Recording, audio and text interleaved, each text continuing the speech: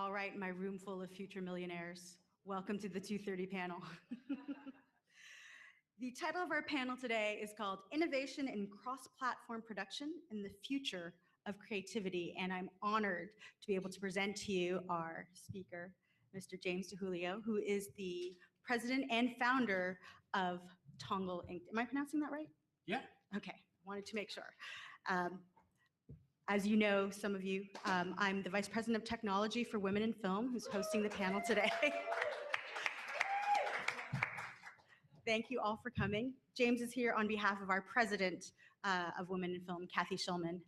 We've just announced an amazing initiative that we'll talk about a little bit later. But for, as I said, all you future millionaires, this is a good start. I'm really excited to see you here, and I know that you will be incredibly enlightened after this panel.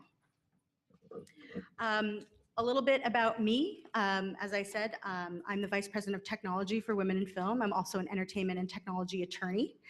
And I work currently for Mandalay Digital Group, who specializes in mobile applications for content. Our biggest clients are carriers, so you won't see a lot of our products and know that they're ours. They're white label products, but you do use them already. I'm going to pass the mic over to James, who can tell you a little bit about himself, because his bio is very prolific, but I want to make sure that we get as much information as we can and have a lot of time for questions and answers afterwards. So I'll let him just talk a little bit about himself, right. And then we'll talk about Tongal and some of the great things that we've got going for them. Thanks, Jen. Well, I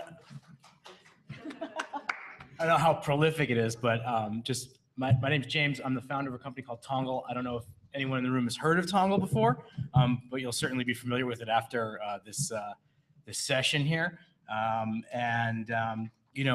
Essentially, Tongal's a community of writers and directors in every corner of the globe that operates sort of like a studio on demand, meaning they fulfill work, jobs, mostly advertising, but some original content for everyone from Anheuser-Busch to smaller businesses. But we've basically built a network of really talented people who are operating in a sort of a meritocracy for creative work. So the whole idea was to sort of level the playing field for anyone who had talent and technology, and I think that's a really exciting thing.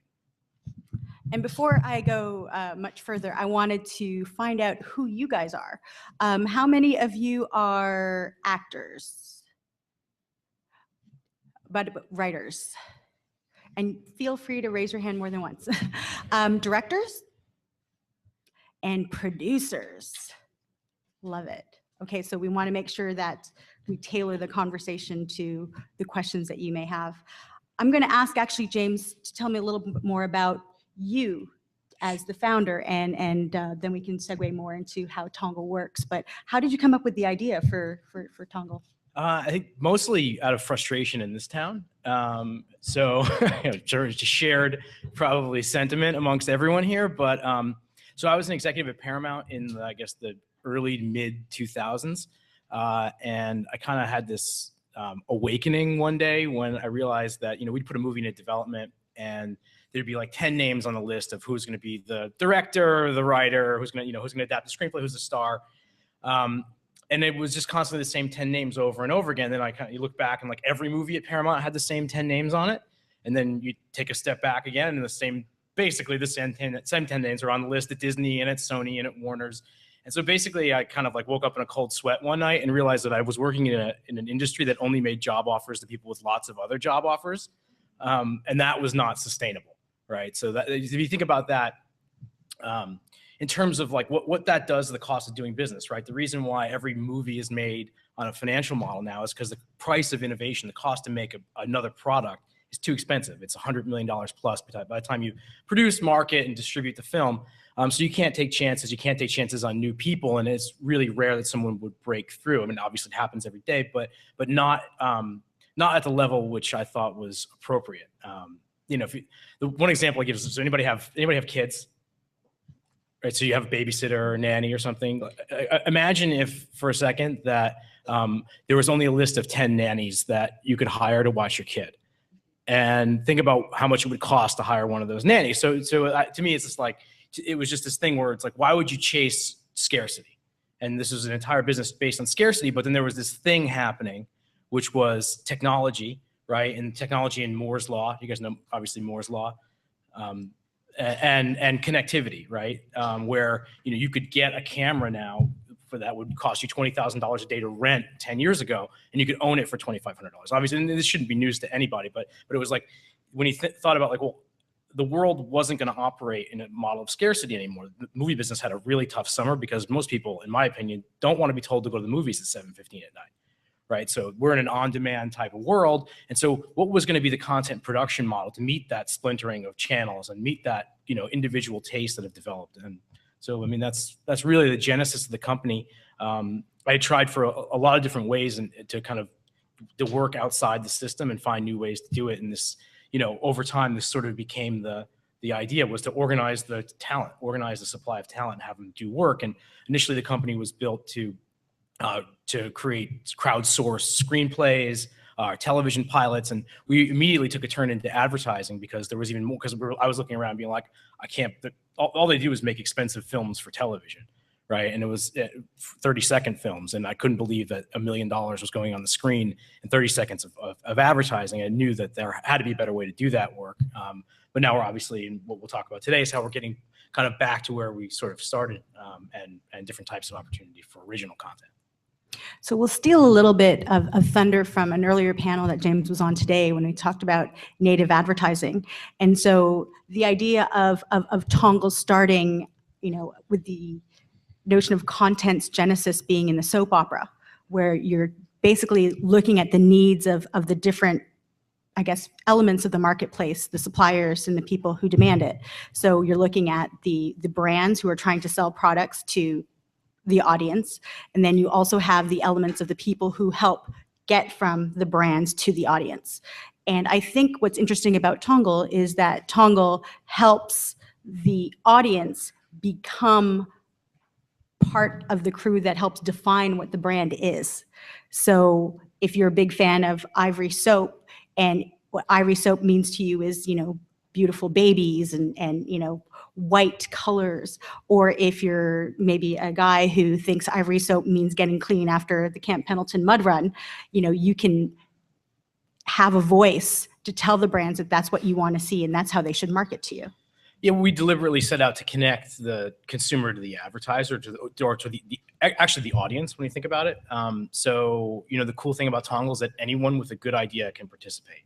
So we designed a system so that if you had a good idea, you could earn money from your ideas and you could thrive, and you can contribute to an advertisement, to writing, a screenplay or however. And it was really intentional because, in core to our belief system was that good ideas and talent is everywhere. So we just wanted to find a mechanism to pull it up. So let's go more into the story of Tongal. You've mentioned sort of the needs that you wanted to address, but why did you personally think that going into a startup business and using that business model, which we know is very, very difficult to launch a business, especially when you're challenging the typical Hollywood paradigms. How did you get the confidence and the money to build a company like Tongal? Well, I think just every entrepreneur is delusional. So like many multi-hyphenates, we're all pretty delusional in what we can accomplish, and I think that's a great thing. But it was really like out of that pain and not really wanting to participate in the system as it stood, and knowing that a few little things could happen and it actually could change the way people found work. And one of the things I'm most proud of is that, there are people in, every corner of the world who are earning money on Tongal. It's everyone from, housewives in Maine who have earned tens of thousands of dollars just coming up with 140 character ideas, to people who are making $500,000 or more, to like my favorite story is there's a 15-year-old in Conroe, Texas, who's made over $50,000 this year making stop motion Lego movies in his parents' basement. So that's why I addressed you guys as future millionaires. So I mean, literally anyone with the motivation and the passion and drive could do it. I mean, we look at it as our job. We go out and we find the work and we bring it out to our community. And because, on the advertiser side, on our customer side, they know how to do one thing, which is to make expensive films for TV, right? Advertising in general still operating off the Cosby Show model, which was, in 1986, if you could basically run an ad during the Cosby Show and capture 35% of the viewing public, which there's nothing even remotely close to that anymore. So they're all trying to figure out what to do, and that means more authenticity, more stories that are tailored to different audiences, and you can't just make the one. It's like Hollywood, you can't just make the one big thing that appeals to everyone. You have to make a lot of smaller things if you want to actually resonate with people. So how do you participate in Tongal? I mean, let's look at it from the perspective of all these wonderful producers who I know have great creative ideas. We've got a couple members of our with social media squad here, and I know that in 140 characters or less, they come up with amazing content on a day-to-day basis. Well, http://tongal.com. It's free to everybody. So you would go on and create a profile like you would on any social network. And then you would review whatever projects were open. I mean, there's probably about 40 different projects that are open right now, and over a couple $1 million in potential earnings that are out there at this moment. And so there are basically, each project is really broken up into different phases, right? So there's an amount of money that's going to get paid out to the community who does different jobs along the way. So the first round of most projects is for a 140 character idea, like we talked about. The advertisers call it a TV commercial for Bud Light, which actually I think is on the site right now. So you would basically read the brief for the challenge. You submit a 140 character idea. If your idea is selected, you get paid. And then after, what happens is the sponsor then picks the ideas that they like the best. Those ideas go back out to the community. Now it's time for kind of the more technically skilled people, the directors in the community, to take those ideas and build off of them. So you have a round where you would submit a pitch based off of ideally somebody else's ideas. There's a lot of forced collaboration that's happening. And if your pitch is selected, you get your commercial funded. And then you basically go out and you produce your commercial, you get feedback from the brand, and you deliver it by the deadline, and you get a fixed amount of money that you're going to make. And if you do the best job, you get a secondary prize. It might be $15,000, $20,000, $30,000, depending on, every job is different. But so that's really, I mean, that's really it. Well, to inspire some of you Sure. creatively from Women in Film perspective, as I mentioned, Women in Film has just announced an initiative with Tongal, Facebook, and Lionsgate. I don't know if you've heard about it. Definitely Google it and sign on to Tongal, because there's a lot of prize money involved and the chance to collaborate on a major brand, major piece of content, Stephenie Meyer's Twilight. So basically, Stephenie Meyer has this one follow-up companion book to the Twilight series that details some of the other characters in the world, and they're asking you to pitch a screenplay based on that world. So pick a character, send in your pitch. Is it 140 characters? No, it's a little more in depth. So there's a list of characters from basically the Twilight Encyclopedia, and you would select a character, and then you would contribute your potential storyline for that character. Whatever stories get selected, there'll be there's a round of, I think, 20 finalists. Those 20 finalists will be invited to write the screenplay. It's a short, it's not a feature. And then those screenplays will then be developed by directors in the community, and it's for women only throughout. And it's a very exciting opportunity to kind of reboot the Twilight franchise and potentially develop the next film. So we're very excited about it. I think it's a great opportunity. And I think something miraculous or great is just going to come from it, because every time an incentive competition like this happens, great results typically go along with it.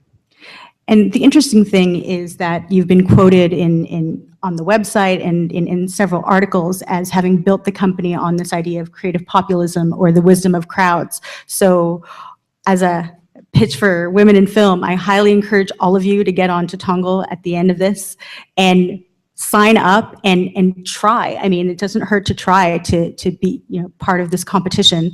The more people that participate, the better the screenplays are, and the better the content is for the audience on the end. The whole notion of creative populism, I think, is a really exciting thing. So kind of in line with what we were talking about earlier, it went from a time of scarcity where only the elite can write a movie, direct a movie, create a commercial for a big advertiser, and now the world is sort of flattening out. And I think, between tools, things like crowdsourcing, crowdfunding, the idea of exponentials, things like 3D printing, suddenly like small groups of people have the tools to do what only corporations and governments could do a while ago. So you have all this, it's all sort of converging in the same time. So if you're, I don't know if you guys know Oculus Rift. So a company that crowdfunded and sold to Facebook for $2 billion in under a year. Obviously there's no such thing as an overnight sensation, which I'm sure everyone in the room knows, but the point is that there's access to networking and there's access to basically employment and work in a new way. And you have tools that were never, ever at anyone's disposal before. Well, James has been kind enough today to give us some examples, some success stories to inspire you all so that, by the end of the week, you guys will have some great Twilight screenplays ready to go. But let's take a look. What do we got?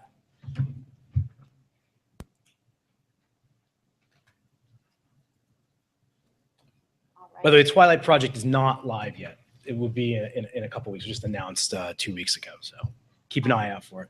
What would you like to start with? Should we start with the success story or the actual spots? Play that the Lego one. So just a little background. So Lego is I've mentioned Lego before. They're one of our oldest relationships for a company that's not that old.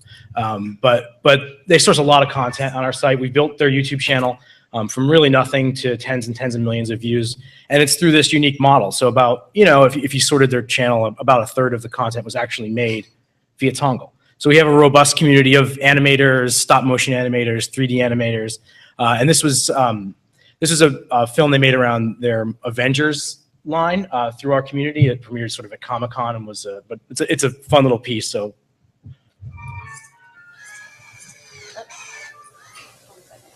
I think it's a decent example of the type of work that can come out of a model like this.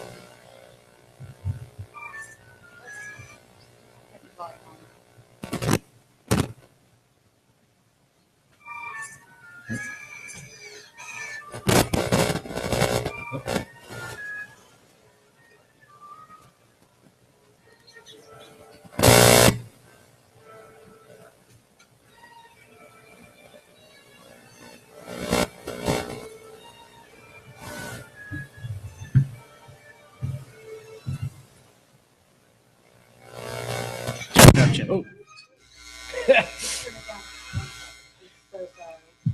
There's dramatic music, you guys get it. But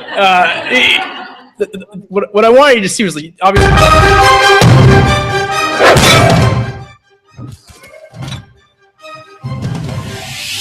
So much for the sound check.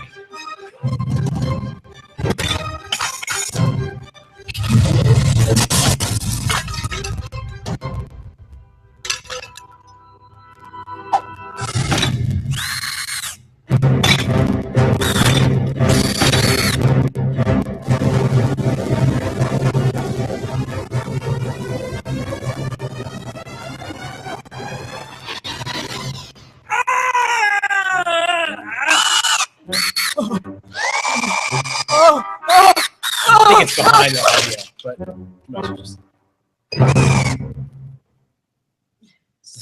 The sound ended. And anyway, so the reason why I brought that, you can see it on our website. The reason why I brought that along was because it's a particularly inspirational thing to me because it was done by a woman named Maggie Condal who lives in Las Vegas. She had never animated anything before in her life. She bought a copy of Maya, and she taught herself how to do that by watching YouTube videos. And I swear to God. So I think that shows, that's this idea of exponentials. You have access to information that no one had before. You have access to tools like Maya software that no one had before. And she's made a couple $100,000 doing this stuff. So I mean, I just think that this is what's really, really exciting about the world we're in is that, artists have a platform where she didn't, move to LA to do this. She didn't even know she wanted to do it.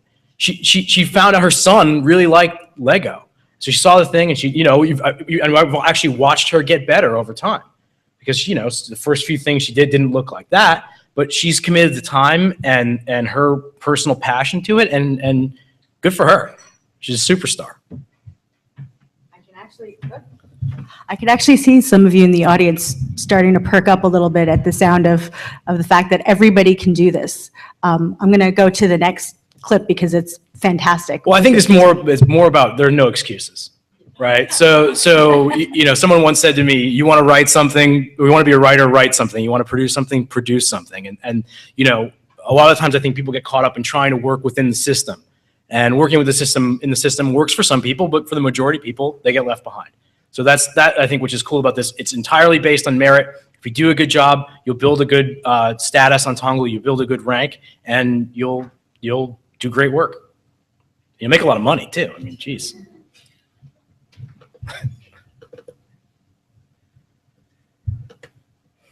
What's this?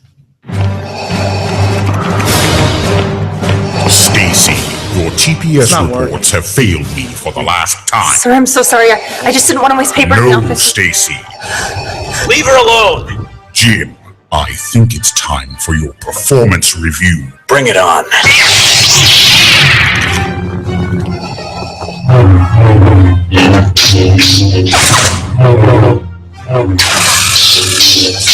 Slow motion.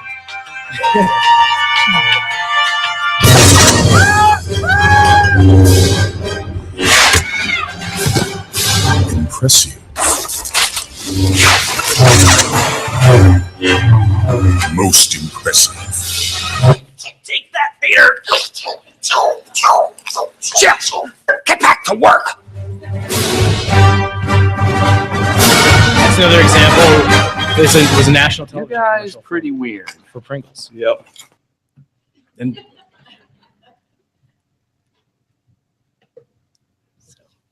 Should we try it? maybe we'll let it breathe for a second. Yeah. Maybe yeah, it happens all the time. Anybody have any questions? I know we've said a lot. Yeah, go, please.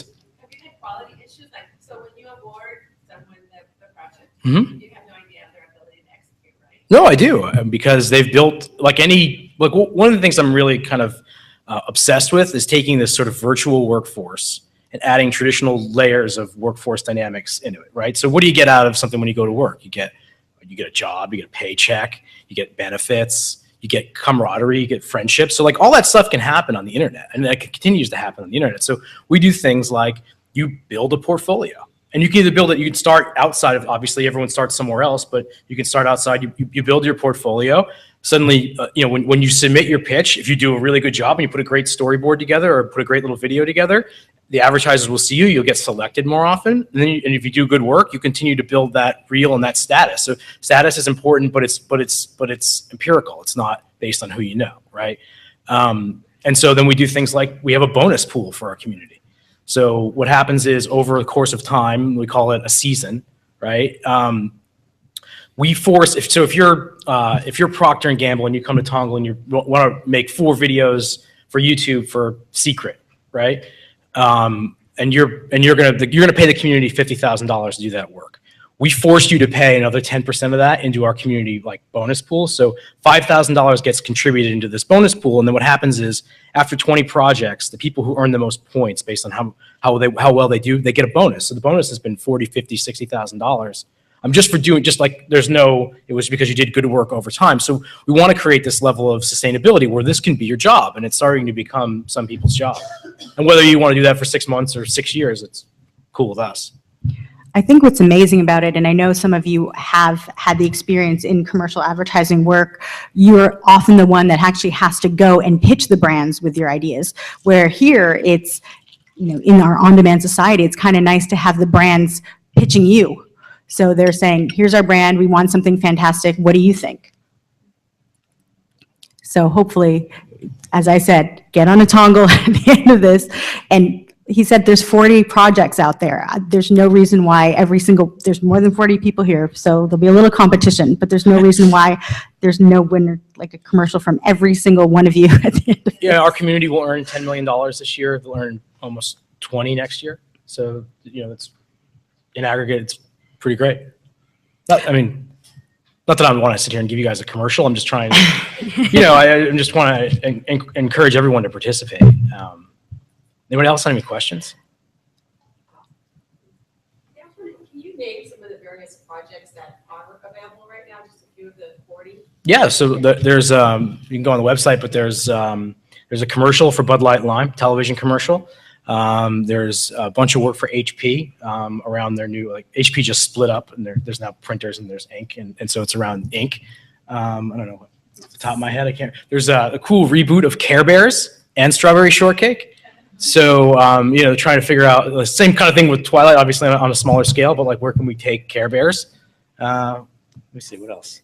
Put me on the spot here, guys. I'm very excited about the Care Bears.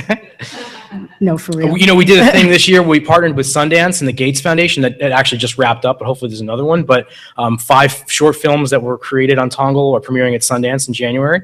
What else? And there's some that, you know, obviously some of the projects are at the different stages. So as James had mentioned earlier, if you want to get involved on the, you know, the pitch side with the 140 character pitch, or if you're a director and you want to get involved in directing a project, I mean, you should definitely get on the site. We do music videos too. We just wrapped up one for Bob Marley. It's actually an interesting like brand partnership. So Bob Marley, we teamed Bob Marley up with Ben and Jerry's.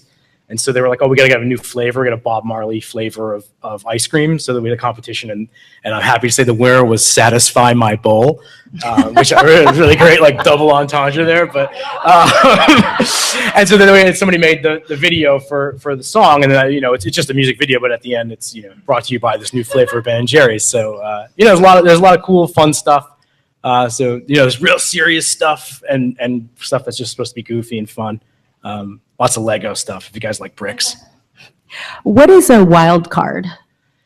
A wild card, so what we realized would ultimately happen would be that, you know, even though we're as data-driven as we can be and we want to be empirical and fair, like you've got this many points, this is your rank, yada, yada, we knew that ultimately the system would have some bias. So what we do is we reserve at least one place in just about every project for someone who didn't get their pitch funded. So if you want to do something on spec, you totally can, and you can earn the highest payment if you do. It happens 1 in every 6 projects. Someone makes what we call a wild card and submits it and brings home the number 1 prize, you know, $30,000, $40,000, $50,000. So That's fantastic. yeah. Why do you suppose that your brands have jumped onto your platform? What are the benefits to it? Is it that they're saving money in this kind of system, and or they want crowdsourcing, they want I think a little bit of both, right? So there's a lot of advantage. It's like cloud computing, right? When everyone started, you know, like 10 years ago, everyone had a server in their, you know, in their office, right? Last like high tech companies I go to, they don't have servers in their office. They use Amazon Cloud or something. So it's a different type of service, right? So if you're an advertiser and you're trying to, you can't just make the expensive film for TV. So they know they need a new model, right? I read a stat that the top 100 brands are going to publish 1 million videos to YouTube in the next 5 years. And it's not just ads, it's content around, you know, designed for search and stuff that, you know, is entertainment. And we talked about earlier today, native advertising and things like that. So there's no way you can do that by hiring BBDO. You just can't. So they needed to find a new model. So yeah, economics are a part of it, but sometimes they're spending, you know, some of these prizes are a lot of money. And so it's that's definitely a part of it. And I think the other part of it that's really cool is because of the way we do things, that you can reach if you're, you know, Care Bears. Well, there's a community of Care Bears fans that have assembled online, right? So you can, because of the way it's structured, they can reach out to those fans on Facebook or wherever and bring them into the project. So people actually give a shit about what's happening, can contribute, and they probably have a better knowledge of it, you know, than the people who it's like less processed, I guess. We joke around and call it farm to table, but it kind of is. Like, I'll give you a good example. So when we first started, you know, we still do a little bit of music stuff. We met with a label, and Dean Martin was one of the artists that they had on the label, and they had hired an agency, paid them an insane amount of money to come up with ideas on how to market Dean Martin records. So after 6 months, the agency came back and told them that they should offer Dean Martin CDs at the checkout at Buca di Beppo.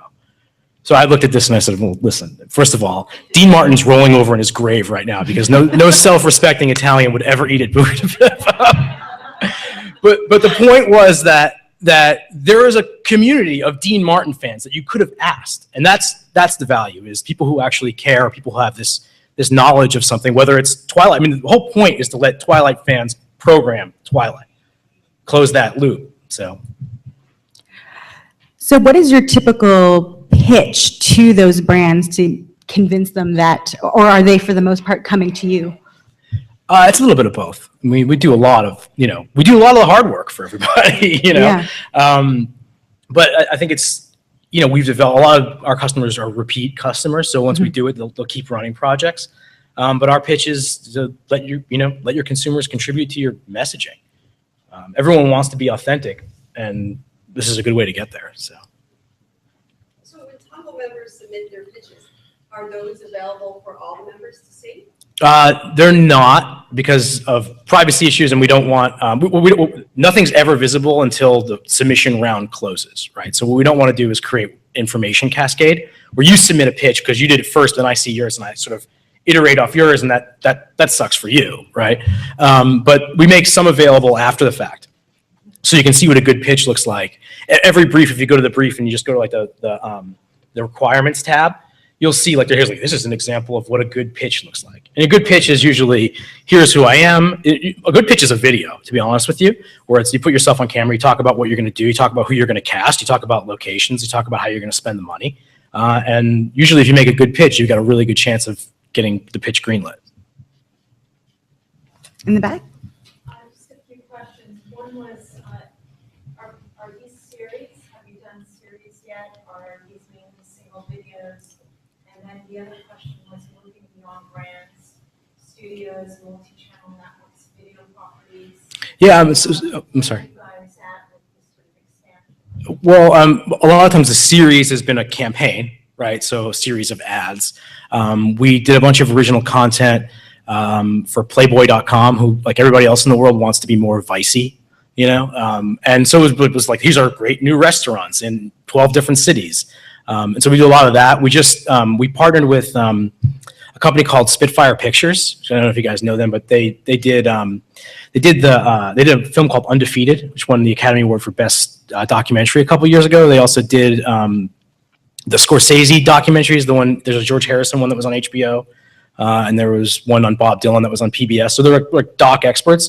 And we sourced 2 feature-length documentaries from our community. So 2 directors in our community got to create a feature-length doc for them. And, you know, they're pretty good. I'd say one of them is great. And everyone's really excited about it. And it's just kind of getting the finishing touches put on it now. And you probably see on the festival circuit this year. So yeah, you know, not just advertisements. That's definitely part of it, is where the majority of our business comes from. But we know that our community wants opportunities like Twilight, like that.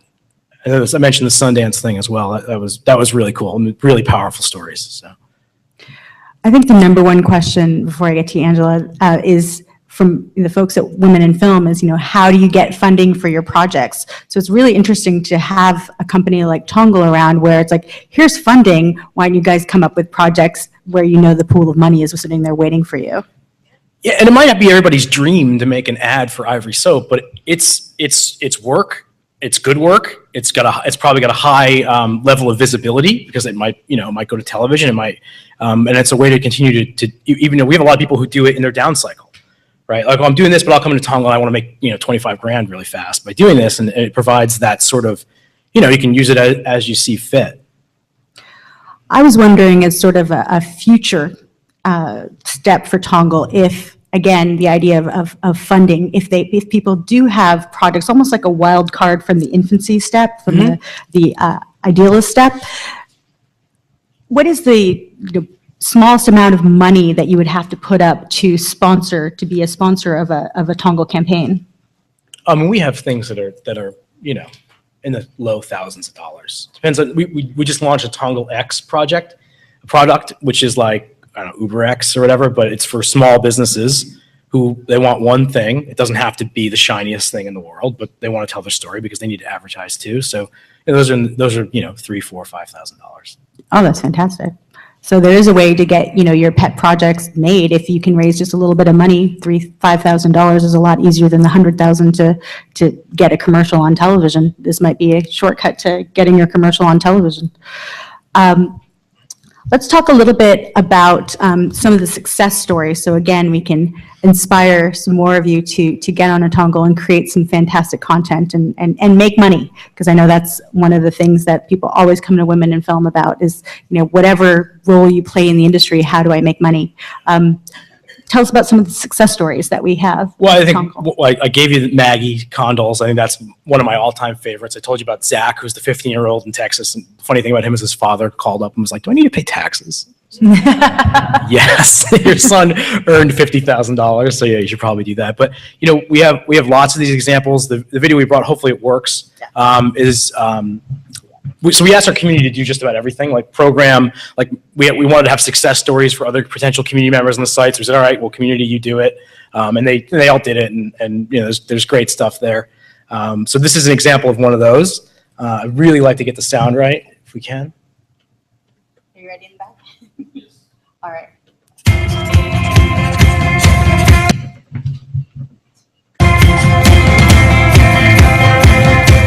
Hi, I'm David Bashir, and this is my Tongal success story.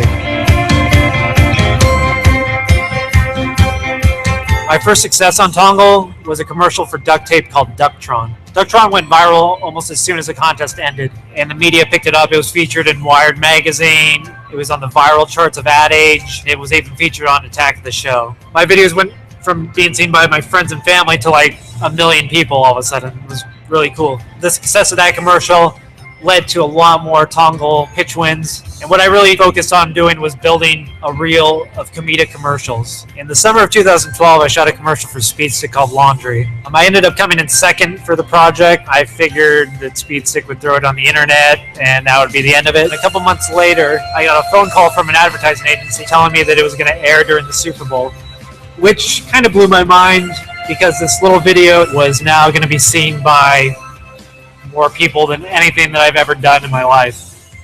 This year, Tongal had an award show in LA. I ended up winning 2 awards at the show. One was for Best Comedy Video of the Year, and the other was for the Tongal Hall of Fame. I felt like a real VIP. It's an experience that I'm not going to forget.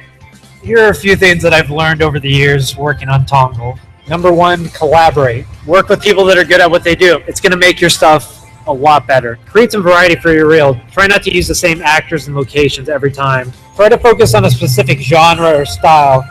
You're going to get hired based on what you've done in the past, not what you say you can do. Don't take failure too hard. Sometimes a spot isn't liked by a brand for whatever reason, but that doesn't mean it's not a great spot. The main goal is to just build an awesome body of work. Having my commercial air during the Super Bowl definitely opened up a ton of doors for me. I was finally able to sign with the production company as a comedy director, which was a goal that I had been working for several years. It was pretty awesome. And that has been my Tongal success story. Got most of it. So I have to say, better than the money, though, is the Tongies, which there's still time to create something and be nominated for a Tongie next year, which is will be at the Avalon on March 5th. But it's a pretty fun black tie event. Pointer Sisters played last year. Oh, tell us a little bit more about that. That sounds fascinating. I love red tie galas. No, we just nominate the best work in every category, and the community votes on who the winners are. And if you're nominated, you get invited. And we flew people out from 16 countries last year. Yeah, it was really fun to see, because you have this virtual community of people, but you put them all together in one room, and they were just like I remember there's this guy in Malaysia. His name's Min Lo, and he's like another badass Lego animator. And I remember when he met Zach, the kid, like they were like best friends. He's like a 40-year-old guy and like this 50, but they had this common bond. And so it's just this really fun thing. So I highly recommend making something and being nominated. What are the different categories? Best animation, best comedy. We had best song last year, best original song. Yeah, wow. pretty standard.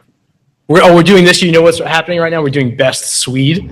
So we're having a project. We kind of every once in a while we screw around and do goofy things. So we had a project a little while ago to just Swede a movie, and somebody did a Swede of Heat. It was like the funniest thing I've ever seen. What is the guy who like nails Pacino? You know what a Swede is? No, I don't. You guys ever see Be Kind, Rewind? Michel Gondry movie? Great movie. So anyway, so the whole thing is people making like handmade versions of movies. right? So like, and it's intentionally like not supposed to have high production value. It's supposed to be like goofy, where you use like, you know, Hot Wheels and stuff to recreate car chases and you know, like people like do like a cappella versions of the song and stuff. So it's like really creative and really fun. So there's two things right now. We opened up a best Swede category. So there's a music video Swede project and a holiday movie Swede project. So if anybody wants the Swede, It's a Wonderful Life, just for SWEDE. Ah, like the people from Sweden. Yeah. Gotcha. I don't really know, like, I don't know the genesis of the term, but I'm into it. Well, I was going to ask you about one of your success stories because, of course, I did my research online to prepare for this. But I think it was called The North of Now, because I'm originally born and raised in Canada. So I wanted to know why they don't call it the Canuck instead of the Swede. But it sounds like, so you mentioned somebody from Malaysia. What other countries have people come from? We have members in 130 countries. 130. It's a way to make friends, so if you ever decide to take an impromptu trip, you have somebody to stay with. Angela, did you? Yeah, how do you finance the company? How do you guys make money? I think this is so fabulous. I want to keep going and going. Yeah, so we get paid. Novel concept, yeah. We say, yeah, we go to an advertiser and we have a price for just about everything, and they want to buy a certain amount of it, of that price they pay. Some of it gets paid out to the people who do the work, and some of it gets, we keep some of it and we manage the projects for them, and it seems to work out pretty good. And then what does this look like in 5 years? Like, what's Tongal in 5 years? More velocity, I think more original content, more content for smaller businesses. The network, we're going to release a product hopefully next year, which is like, will allow anyone of a different skill, like a particular skill, to find work. So if you get your pitch greenlit, there'll be a, you know, if you're an actor, you can create an actor's profile. If you're an editor, you can create an editor's profile, and then you can basically use the network to cast and to, you know, find crew and to do all that, even find locations. We found that one of the biggest challenges for our community is finding a good location. So we know lots of, it's, you know, same, it's like Airbnb, right? If you've got a location and no one's using it, well, if you want to monetize it, and you can put it up here and get whatever, $500 to $1,000 to use your location for a day, we think that's an opportunity too. So yeah, more splintering, more skill specialization, more velocity, obviously, projects, bigger projects. That's happened really fast. So when we first started, like, it was like a big deal to have a $10,000 prize, and now, you know, 50, 100, 100. The Twilight thing is it's almost $250,000 that will get earned. Each filmmaker, if you get your pitch funded, you get $50,000, and then there's a prize of a lifetime, which I can't disclose yet, but it's pretty awesome. You realize that this is not that different from what MCNs are doing, right? And Maker obviously sold for $1 zillion. I mean, the big difference between what you're doing and what they're doing is that you're actually making money, right? These people are making money and you're generating revenue. You know, I think it's really interesting. Yeah, I mean, to me, why Hollywood liked the MCNs right away, because it was the same model where it's just chasing scarcity, right? There's a few stars that get everything, and it'll be the same. It'll be more of them, but it'll be the same dynamics playing out over and over again. And to me, you know, awesome stuff, but sometimes the advertisers aren't. They're scared of that. They still want to be able to create what they want to create. So to hand over your brand to somebody else who's going to endorse it, an influencer, someone with a big channel on YouTube, they're just buying audience, right? So that's just a matter of media and production getting wrapped together. So it's interesting, but they're not necessarily doing what we're doing in the sense that they're not creating things on demand. Can we talk a little bit about the challenge of distribution of the content? I mean, you've mentioned that people make money. What are the factors that, if you're member of the community, you get your pitch accepted, how do you make more money doing it? Is it when the spot gets aired on television that you make more money, or is it something where it's a set fee that you get paid just because you were chosen? So most things are a set fee. One cool thing is that if you're an ideator, as we call them, like someone, a writer, and you submit your idea and you get paid $500 for your idea. If I take your idea and I use your idea in my production, right, and I make $50,000, well, you get 5% of that. So you get another check for $2,500 because your idea performed well. So that's like one residual way to earn money on Tongal, is have the best, even though you win, have one of the better ideas of that group. So if we're doing something for television, typically it's got the higher prize pool. A lot of the times, though, an advertiser will be like, well, we just want to do it for digital and we'll see what happens. So we saw that happening over. In fact, that Super Bowl ad was 2 years ago. And there was we had nothing in place to compensate him for the additional usage of the thing. So we actually wrote him a check out of our own pocket because the advertiser wasn't, big corporations aren't necessarily going to just offer money out. But what we did was, because of that, we built in a model where if you do something that's intended for digital and it graduates to television, there is an additional fee that gets paid. So so you can't just go and get something that's going to get against a $5 million media buy and pay nothing for it. That's fantastic. From the point of view of, piggybacking off what Angela said in terms of, where will Tongal be in 5 years, you've mentioned a little bit about sort of the directory, the separating it down, the community into different skill sets. Where do you think this particular industry, the crowdsourcing, where will that segment of the industry be in 5 years? Well, so there's this whole sharing economy thing that's happening. I don't know if you guys are I'm sure you've all used Uber, right?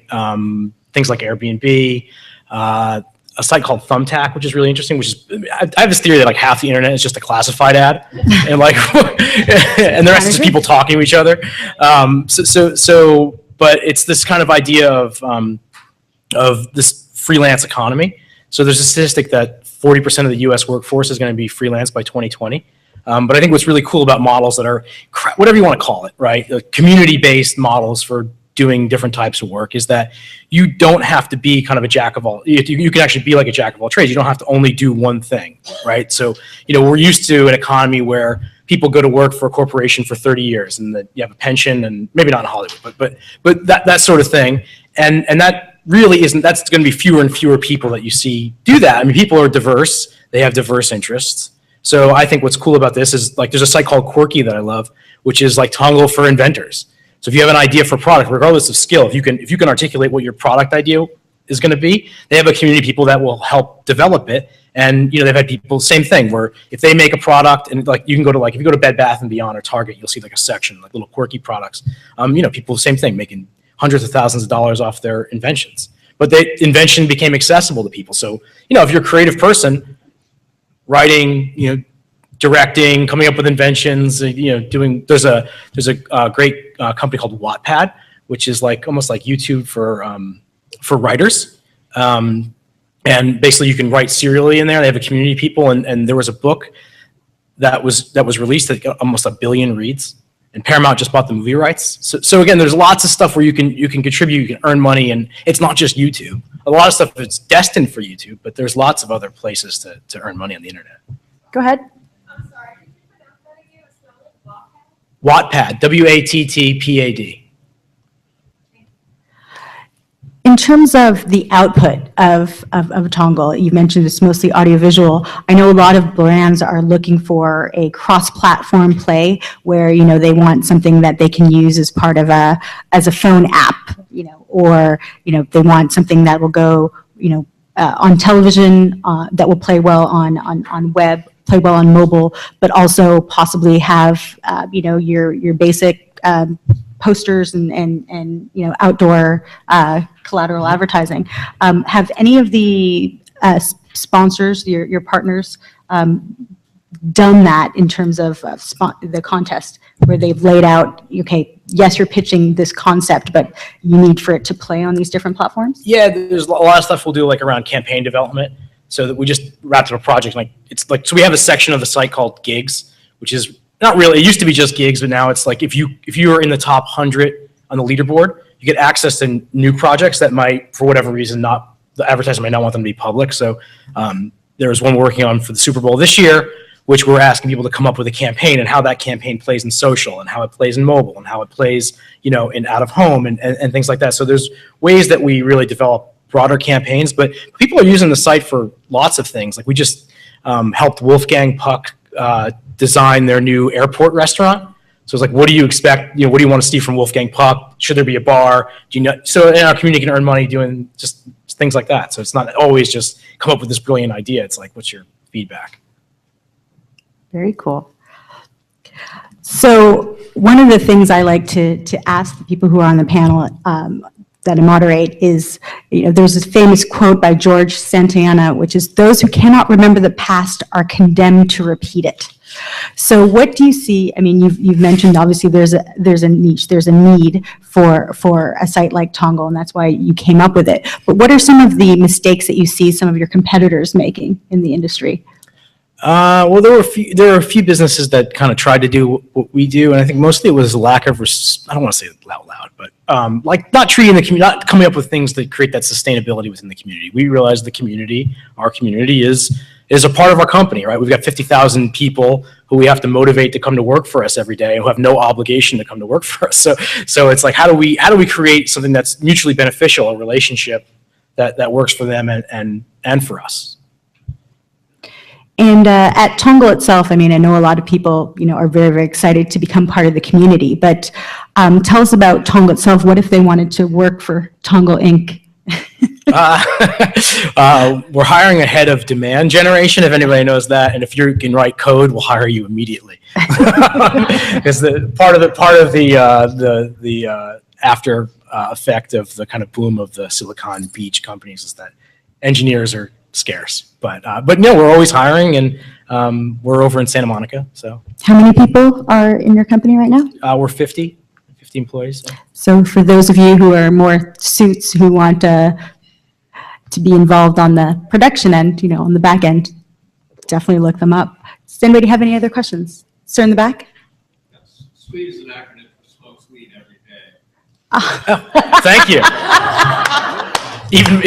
Thank you. We should have sweeted the Bob Marley video. I was curious, are you using union or non-union production? Depends on who the advertiser is. All the productions are non-union, but if you're an advertiser who is a signatory to the guild, they get union payments when they use it. So the newest contract actually allows for crowdsourced advertising. So we follow whatever rules the guild has laid out, and it seems to be pretty equitable. But it's always between the producer and the talent with it. Concepcion, you had a question? Yes, I do. Of your sponsors thus far, have they been, what percentage have been US based? In other words, have you been foreign? We have, I would say the overwhelming majority are US based. The majority, I do have members in 130 or so countries. 70% of them are US. So I'd say probably around the same amount. We have a small office in the UK. So we've got a couple, European customers, but mostly US. Very cool. Well, I think that's all the time we've had. I've been told we have 5 minutes. So if anybody has any other questions, or if you want to come up and talk to us, again, you have, let's give a shout out to the Facebook and Twitter pages, and you're on Instagram and Vimeo, I understand? Yeah, but go to Tongal. That's where the go to is. tongal.com, sign up. And please, when you become the millionaires that I know you will become, please report back to Women in Film and let us know, so that we can hype you up and get you more followers and hopefully more gigs and more money. I just really want to commend you for what you've done. Thanks. The whole premise that you set up, I think all of us have seen it, that in the same production company, the same actors, directors, get all the gigs, right? And there's all this other talent. The premise was awesome, but the fact that you took action upon it and have created something successful, and that you worry about making it sustainable for community, all those things are out of the paradigm. So congratulations. Thanks. It's fun. Thanks so much. You got it. Thank you. Fantastic.